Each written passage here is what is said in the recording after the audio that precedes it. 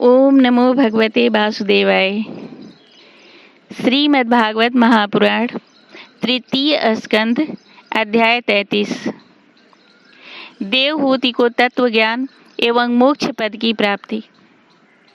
मैत्रेय जी कहते हैं, विदुर जी, श्री कपिल भगवान के ये वचन सुनकर कर्दम जी की प्रिय पत्नी माता देवहूति के मोह का पर्दा फट गया और वे तत्व प्रतिपादक सांख्य शास्त्र के ज्ञान की आधार भूमि भगवान श्री कपिल जी को प्रणाम करके उनकी स्तुति करने लगी।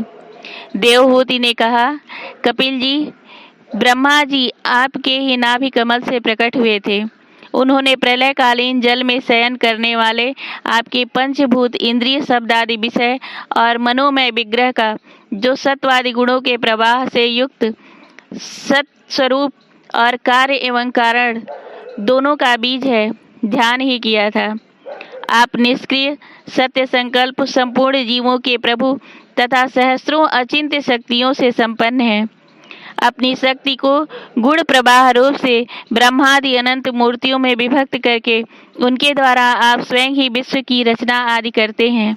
नाथ, यह कैसी विचित्र बात है कि जिनके उदर में प्रलय काल आने पर यह सारा प्रपंच लीन हो जाता है और जो कल्पांत में माया में बालक का रूप धारण कर अपने चरण का अंगूठा चूसते हुए अकेले ही बट वृक्ष के पत्ते पर शयन करते हैं, उन्हीं आपको मैंने गर्भ में धारण किया। विभो, आप पापियों का दमन और अपने आज्ञाकारी भक्तों का अभ्युदय एवं कल्याण करने के लिए स्वेच्छा से देह धारण किया करते हैं। अतः जिस प्रकार आपके वराह आदि अवतार हुए हैं, उसी प्रकार यह कपिलावतार भी मुमुक्षुओं को ज्ञान मार्ग दिखाने के लिए हुआ है।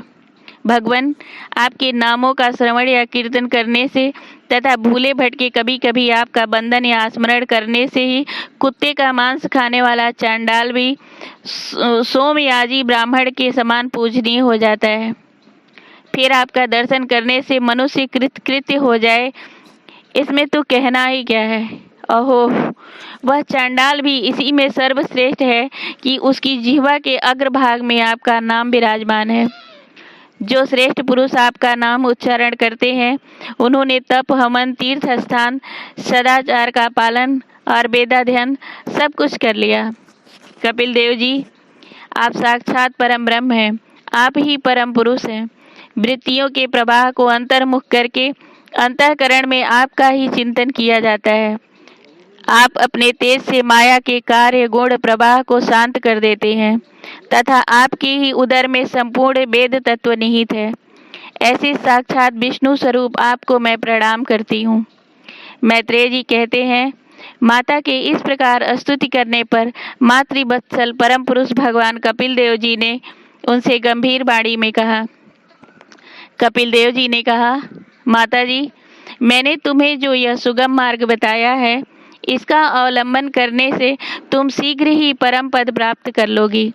तुम मेरे इस मत में विश्वास करो। ब्रह्मवादी लोगों ने इसका सेवन किया है। इसके द्वारा तुम मेरे जन्म मरण रहित स्वरूप को प्राप्त कर लोगी। जो लोग मेरे इस मत को नहीं जानते, वे जन्म मृत्यु के चक्र में पड़े रहते हैं। मैत्रेय जी कहते हैं, इस प्रकार अपने श्रेष्ठ आत्मज्ञान का उपदेश कर श्री कपिल देव जी अपनी ब्रह्मवादिनी जननी की अनुमति लेकर वहां से चले गए। तब देवहूति भी सरस्वती के मुकुट सदृश अपने आश्रम में अपने पुत्र के उपदेश किए हुए योग साधन के द्वारा योगाभ्यास करती हुई समाधि में स्थित हो गईं। त्रिकाल स्नान करने से उनकी घुंघराली अलकें भूरी भूरी जटाओं में परिणित हो गईं तथा चीर वस्त्रों से ढका हुआ शरीर उग्र तपस्या के कारण दुर्बल हो गया। उन्होंने प्रजापति कर्दम के तप और योग बल से प्राप्त अनुपम गार्हस्थ्य सुख को, जिसके लिए देवता तरसते थे, त्याग दिया। जिसमें दुग्ध फेन के समान स्वच्छ और सुकोमल शैया से युक्त हाथी दांत के पलंग, स्वर्ण के पात्र, सोने के सिंहासन और उन पर कोमल कोमल गद्दे बिछे हुए थे तथा जिनकी स्वच्छ स्फटिक मणि और महामरकत मणि की भीतों में रत्नों की बनी हुई रमणी मूर्तियों के सहित मणि में दीपक जगमगा रहे थे। जो फूलों से लदे हुए अनेकों दिव्य वृक्षों से सुशोभित था, जिसमें अनेक प्रकार के पक्षियों का कलरव और मतवाले भौरों का गुंजार होता रहता था, जहाँ की कमल गंध से सुबासित बावलियों में करदम जी के साथ उनका लाड प्यार पाकर क्रीड़ा के लिए प्रवेश करने पर उनका गंधर्वगण गुणगान किया करते थे, और जिसे पाने के लिए इंद्राणियां भी लालायित रहती थीं, उस गृहोद्यान की भी ममता उन्होंने त्याग दी। किंतु पुत्र वियोग से व्याकुल होने के कारण अवश्य उनका मुख कुछ उदास हो गया। पति के वनगमन के अनंतर पुत्र का भी वियोग हो जाने से वे आत्मज्ञान संपन्न होकर भी ऐसे व्याकुल हो गईं, जैसे बछड़े के बिछुड़ जाने से उसे प्यार करने वाली गौ। वत्स विदुर, अपने पुत्र कपिल देव रूप भगवान हरि का चिंतन करते करते वे कुछ ही दिनों में ऐसे ऐश्वर्य संपन्न घर से भी उपरत हो गईं। फिर वे कपिल देव जी ने भगवान के जिस ध्यान करने योग्य प्रसन्न बदनारविंद युक्त स्वरूप का वर्णन किया था, उसके एक एक अवयव का तथा उस समग्र रूप का भी चिंतन करती हुई ध्यान में तत्पर हो गई।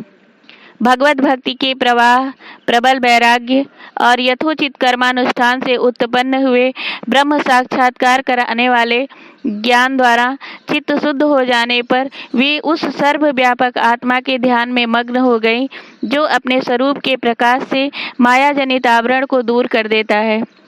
इस प्रकार जीव के अधिष्ठान भूत परम ब्रह्म श्री भगवान में ही बुद्धि की स्थिति हो जाने से उनका जीव भाव निवृत्त हो गया और वे समस्त क्लेशों से मुक्त होकर परमानंद में निमग्न हो गई।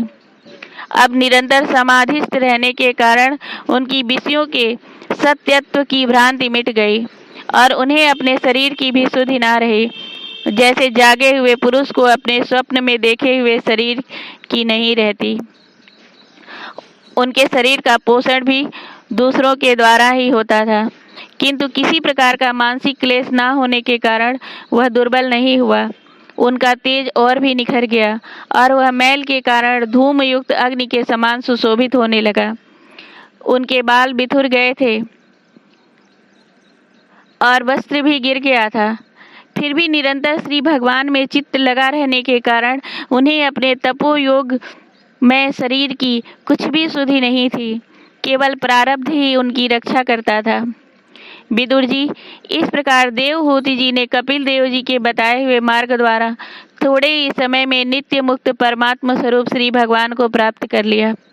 वीरवर, जिस स्थान पर उन्हें सिद्धियां प्राप्त हुई थी, वह परम पवित्र क्षेत्र त्रिलोकी में सिद्ध नाम से विख्यात हुआ। साधु स्वभाव विदुर जी, योग साधन के द्वारा उनके शरीर के सारे दैहिक मल दूर हो गए थे। वह एक नदी के रूप में परिणत हो गया, जो सिद्धगण के सेवित और सब प्रकार की सिद्धि देने वाली हैं। महायोगी भगवान कपिल जी भी माता की आज्ञा ले पिता के आश्रम से ईशान कोण की ओर चले गए। वहाँ स्वयं समुद्र ने उनका पूजन करके उन्हें स्थान दिया। वे तीनों लोगों को शांति प्रदान करने के लिए योग मार्ग का अवलंबन कर समाधि में स्थित हो गए हैं। सिद्ध, चारण, गंधर्व, मुनि और अप्सरागण उनकी स्तुति करते हैं तथा सांख्याचार्यगण भी उनका सब प्रकार स्तवन करते हैं। निष्पाप विदुर जी, तुम्हारे पूछने से मैंने तुम्हें यह भगवान कपिल और देवहूति का पवित्र संवाद सुनाया। यह कपिल देव जी का मत आध्यात्म योग का गूढ़ रहस्य है। जो पुरुष इसका श्रवण या वर्णन करता है, वह भगवान गरुड़ ध्वज की भक्ति से युक्त होकर शीघ्र ही श्री हरि के चरणारविंदों को प्राप्त करता है। प्रेम से बोलो श्री भागवत भगवान की जय।